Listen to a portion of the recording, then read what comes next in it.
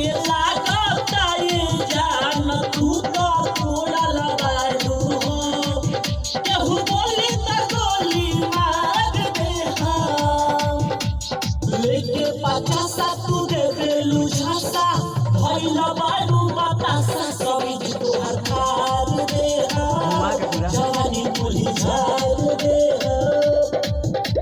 लेके पचासा तू दे देलू झासा भइल बारू बतासा समिज तोहर खार दे हम जवानी पुली झार दे हम DJ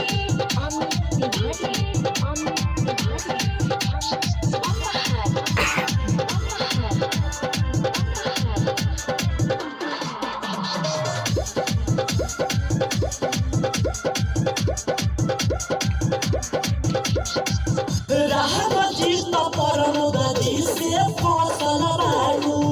हमारा करे जावा में धसल बारू राइटर सोना सिंह के जान बोला देबू कीना साजन ले तारे बयान बोला लेबू कीना साजन दे तड़े बयाना। साजन ले तारे बयान हाँ बयाना मतलब कि बयाना बाटा ना देवल जाला